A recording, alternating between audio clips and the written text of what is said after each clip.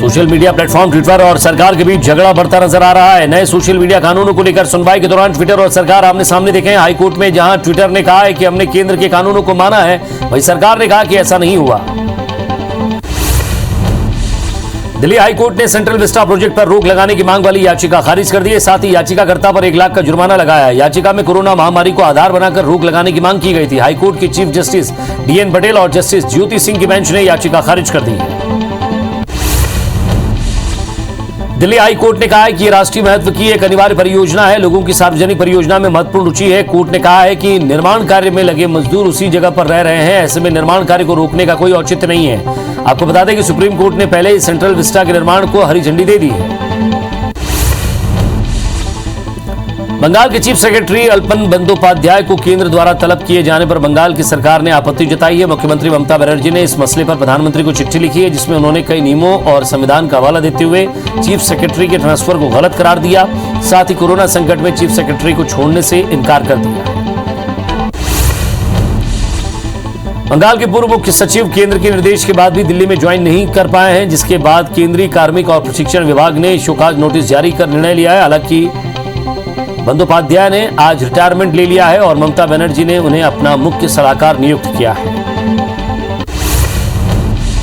वित्त वर्ष 2020-21 में देश की अर्थव्यवस्था में 7.3% की गिरावट रही है। वित्त वर्ष 2019-20 में देश की आर्थिक व्यवस्था में 4% की तेजी की दर्ज की गई थी। सालाना आधार पर देखें तो 1979 से 80 में देश की अर्थव्यवस्था 5.2% की गिरावट दर्ज की गई थी। साल 2020-21 में उस रिकॉर्ड को तोड़ दिया और 7.3% की गिरावट रही। ये आंकड़े नेशनल स्टैटिस्टिक्स ऑफिस की तरफ से जारी किए गए हैं। NSO का अनुमान था कि वित्त वर्ष 2020-21 में देश की अर्थव्यवस्था में 7.7% की गिरावट आएगी। यह अनुमान जनवरी 2021 में लगाया गया था। हालांकि जो डेटा आया है वो पहले के अनुमान से भी कम है। सुप्रीम कोर्ट की ओर से आरक्षण रद्द किए जाने से नाराज चल रहे मराठा समुदाय के लिए उद्धव सरकार ने बड़ा ऐलान किया है। सरकार ने आर्थिक रूप से कमजोर कैटेगरी छात्रों को 10% का आरक्षण देने का फैसला लिया है। जारी आदेश में कहा गया है कि आर्थिक रूप से कमजोर मराठा समुदाय के युवाओं को एजुकेशनल इंस्टीट्यूट में 10% आरक्षण मिलेगा। समाजवादी पार्टी के प्रमुख अखिलेश यादव ने केंद्र सरकार पर निशाना साधा है। अखिलेश ने तंज कसते हुए ट्विटर पर लिखा है, पेट्रोल, डीजल, LPG, दाल, सरसों, दूध और घी में महंगाई ने कमर तोड़ दी है। लगता है सेंट्रल विस्टा के प्रधान निवास कार्यालय, महाविमान और भाजपाई चुनाव खर्च का बोझ जनता के टैक्स के कंधों पर आ गया है।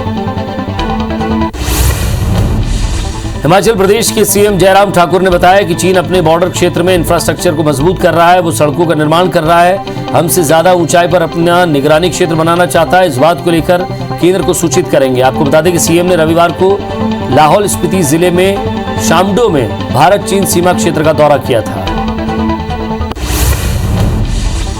अरुणाचल प्रदेश की राजधानी ईटानगर का राष्ट्रीय राजमार्ग NH 415 लगातार हो रही बारिश के कारण जलभराव और मिट्टी से धंस गया है। मिट्टी धंसने के कारण सड़क के किनारे वाली दीवार पर दबाव पड़ा और वो गिर गई। वहां पर मौजूद एक शख्स ने घटना का वीडियो बना लिया, जो अब जमकर वायरल हो रहा है। दिल्ली हाई कोर्ट ने शिक्षा निदेशालय के बीते साल 2018 अप्रैल और 28 अगस्त को जारी आदेश में संबंधित हिस्से को अवैध मानते हुए निरस्त किया। कोर्ट ने कहा कि स्कूलों को एनुअल चार्ज और डेवलपमेंट फीस लेने से रोकना अवैध और DAC एक्ट के कानून और नियमों के खिलाफ है। हाई कोर्ट ने प्राइवेट स्कूलों की अनएडिटेड कमेटी की याचिका पर यह सुनवाई की है। देश में कोरोना की दूसरी लहर का असर कम होने लगा है। इसके पीक से महज 3 सप्ताह में रोजाना मामलों में 50% तक की कमी की दर्ज की गई है। देश में पिछले 15 दिनों में रोज मिलने वाले केस में 47% तक की कमी आई है। 9 मई से कोरोना का संक्रमण कम होने लगा था। देश भर में कोरोना वैक्सीन की किल्लत की खबरों के बीच केंद्र सरकार ने इसकी खरीदी बढ़ाने का फैसला लिया है। सूत्रों के मुताबिक केंद्र सरकार जुलाई के आखिरी तक वैक्सीन के 20 से 25 करोड़ डोज खरीदेगी। इसके बाद अगस्त सितंबर में 30 करोड़ डोज खरीदे जाएंगे। कोविशील्ड वैक्सीन बना रही company Serum Institute of India June में सरकार को इसके 10 करोड़ डोज देगी। महाराष्ट्र में केस कम होने के बावजूद राज्य सरकार ने लॉकडाउन 15 जून तक के लिए बढ़ा दिया है। मुख्यमंत्री उद्धव ठाकरे ने इसका ऐलान किया। उन्होंने कहा कि हम नहीं कह सकते हैं कि कोरोना की तीसरी लहर कब आएगी, लेकिन हमें अपनी सुरक्षा कम नहीं करनी चाहिए। उन्होंने कहा कि प्रदेश में कुछ जिलों में अब भी केस बढ़ रहे हैं। कोरोना संक्रमण के चलते आंध्र प्रदेश में कर्फ्यू को 10 जून तक बढ़ा दिया गया है। साथ ही इसके लिए मुख्यमंत्री कार्यालय से आदेश जारी कर दिया गया है। वहीं बिहार में भी लॉकडाउन को 1 हफ्ते के लिए बढ़ाया गया है। इस दौरान व्यापार के लिए अतिरिक्त छूट भी दी जा रही है। दिल्ली में कोरोना के मामलों में लगातार हो रही कमी को देखते हुए अरविंद केजरीवाल सरकार ने लॉकडाउन 7 जून तक बढ़ा दिया है। मगर लॉकडाउन बढ़ने के साथ ही आज अनलॉक की प्रक्रिया भी शुरू की गई। साथ ही दिल्ली में आज से लॉकडाउन में आंशिक रूप से ढील दी गई। बनारस हिंदू विश्वविद्यालय के वैज्ञानिकों ने अपनी स्टडी में दावा किया है कि एक बार कोरोना से संक्रमित हो चुके लोगों को वैक्सीन की 1 डोज ही पर्याप्त है। ऐसे लोगों में वैक्सीन की पहली खुराक 10 दिन के अंदर पर्याप्त एंटीबॉडी बना देती है। ये एंटीबॉडी कोरोना से लड़ने में कारगर होती है। वैज्ञानिकों ने प्रधानमंत्री नरेंद्र मोदी को पत्र लिखकर सुझाव भी दिया है, जिसमें उन्होंने कहा है कि कोरोना से ठीक हो चुके लोगों के लिए वैक्सीन का 1 डोज ही अनिवार्य रखें। अब तक 2 करोड़ से ज्यादा लोग कोविड-19 से ठीक हो चुके हैं। अगर उन्हें केवल 1 डोज ही लगाया जाए तो वैक्सीन का संकट भी कम हो जाएगा। यूपी के अलीगढ़ के मुख्य चिकित्सा अधिकारी बीपीएस कल्याणी ने जहरीली शराब पीने से हुई मौतों पर जानकारी दी। उन्होंने बताया कि अब तक 71 लोगों का पोस्टमार्टम हो चुका है। सबके बिस्तरा रखे गए। बिस्तरा की रिपोर्ट आने के बाद ही अंतिम रूप से कुछ कहा जा सकेगा। कोरोना की दूसरी लहर के बीच बिहार के दरभंगा मेडिकल कॉलेज में 24 घंटे के अंदर 4 मासूमों ने दम तोड़ दिया। जानकारी के अनुसार जान गंवाने वाले बच्चों में से एक बच्चा 2.5 महीने का था और वो कोरोना से संक्रमित पाया गया था, जबकि 3 बच्चे एक ही परिवार के बताए जा रहे हैं। दोनों परिवार मधुबनी के रहने वाले थे। मध्य प्रदेश के पूर्व मुख्यमंत्री कमलनाथ ने सीएम शिवराज सिंह को किसानों के लिए गेहूं और चने के उपार्जन में हो रही गड़बड़ियों को लेकर खत लिखा। कमलनाथ ने लिखा है कि प्रदेश में किसानों और गेहूं और चने के उपार्जन के बाद मिलने वाली राशि में फसल ऋण की राशि में कटौती की जा रही है, जो इस कोरोना के दौरान अव्यावहारिक है। पूर्व सीएम कमलनाथ ने पत्र लिखा कि इस संकट काल में ऋण वसूली को अनिश्चित काल के लिए स्थगित करना चाहिए। अभी खरीफ के फसल की बुआई के लिए किसानों को जरूरी खाद बीज खरीदने हैं। उपार्जन की पूरी राशि नहीं मिलने से किसानों को संकट का सामना करना पड़ रहा है। प्रदेश में पिछले 2 वर्षों से सोयाबीन की फसल प्रभावित होने से बीज कम मिल रहा है।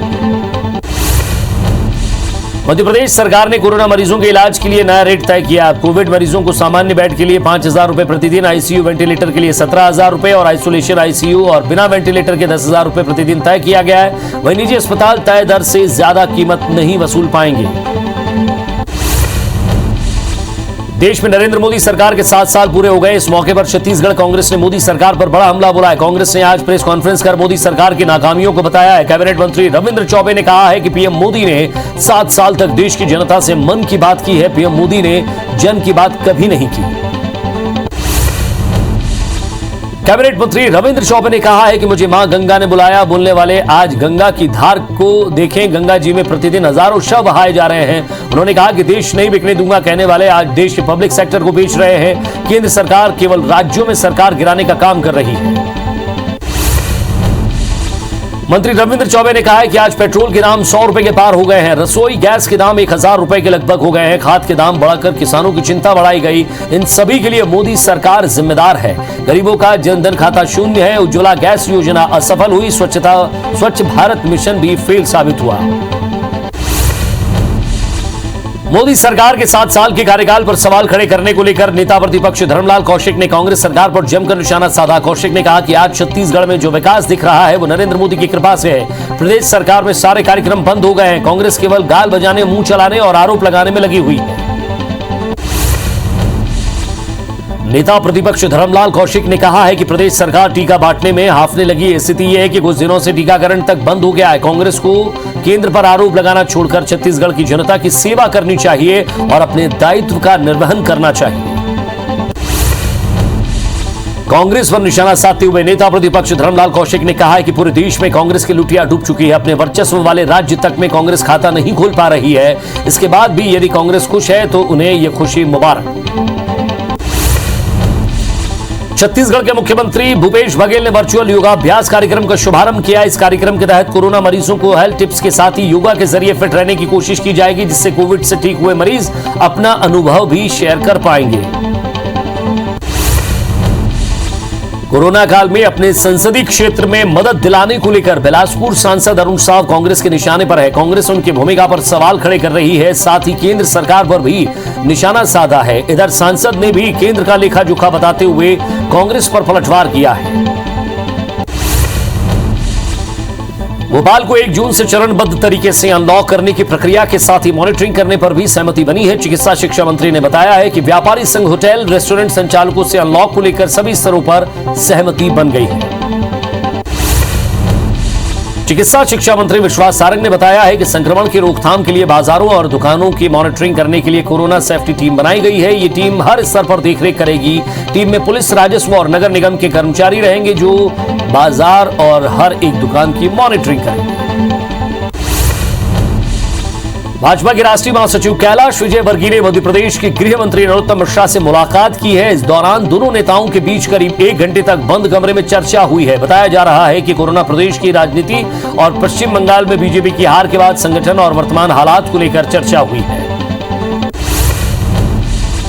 खाद्य मंत्री अमरजीत भगत ने वीडियो कॉन्फ्रेंसिंग के जरिए छत्तीसगढ़ स्टेट वेयर हाउसिंग के 6 नए गोदामों का ई भूमि पूजन किया है। इन गोदामों में समर्थन मूल्य पर किसानों से खरीदे गए धान का सुरक्षित भंडारण किया जाएगा। अब करीब 54,000 मीट्रिक टन क्षमता वाले इन गोदामों का निर्माण जल्द शुरू होगा।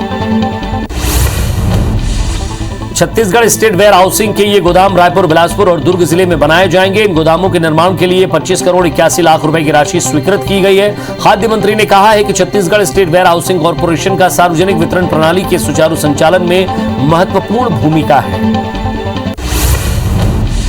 भारत की नागरिकता पाने के लिए लंबे समय से इंतजार कर रहे अल्पसंख्यक समुदाय के लोगों का इंतजार जल्द खत्म होने वाला है। केंद्र सरकार के आदेश के बाद दुर्ग जिला प्रशासन ने नागरिकता देने के लिए अपनी कार्रवाई शुरू कर दी है। इसके तहत लोगों से आवेदन पत्र मंगाए जा रहे हैं, उनकी जांच भी की जा रही है। छत्तीसगढ़ सर्व आदिवासी समाज के नेताओं ने बीजापुर के सिलगेर में हुई गोलीबारी को लेकर सरकार को घेरना शुरू कर दिया है और इस मामले में राज्यपाल को पत्र लिखकर गोलीकांड पर नाराजगी जताई है। इसके अलावा मामले की सही तरीके से जांच करने की अपील भी की है। छत्तीसगढ़ के मुख्य न्यायाधीश पी.आर. रामचंद्र मेनन आज बतौर चीफ जस्टिस सेवानिवृत्त हो गए हैं। इस मौके पर हाईकोर्ट के हॉल नंबर 1 में उनके लिए विदाई समारोह का आयोजन किया गया। इस दौरान उन्होंने कहा कि उनका यह कार्यकाल उनके लिए हमेशा याद रहेगा। उन्होंने सभी जजों और वकीलों की तारीफ की। राजनांदगांव सुंदरा मल्टी स्पेशलिटी हॉस्पिटल से सीएमएचओ द्वारा कोविड मरीजों के इलाज की अनुमति वापस लिए जाने के खिलाफ दायर याचिका पर बिलासपुर हाईकोर्ट में सुनवाई हुई, जिसमें हाईकोर्ट ने हॉस्पिटल की याचिका को खारिज कर दिया है। पूरे मामले में हाईकोर्ट ने पहले अपना फैसला रिजर्व रखा था। इंदौर के आजाद नगर थाने पर कांग्रेस नेता अमीनुल खान सूरी ने बीजेपी विधायक महेंद्र हार्डिया के खिलाफ 188 के तहत मुकदमा दर्ज करने की मांग की है। कांग्रेस ने फोटोग्राफ के साथ बीजेपी विधायक के खिलाफ कार्रवाई करने की मांग की। साथ ही इसकी शिकायत एसपी और प्रशासनिक अधिकारियों से भी की है। ग्वालियर में कांग्रेस नेता और कार्यकर्ता अपने घर के बाहर धरने पर बैठकर विरोध प्रदर्शन करने लगे। कांग्रेसियों ने यह प्रदर्शन कांग्रेस शहर कमेटी के आह्वान पर प्रदेश में बढ़ती महंगाई, पूर्व सीएम कमलनाथ पर हुई एफआईआर और कोरोना काल में हुई कालाबाजारी को लेकर किया।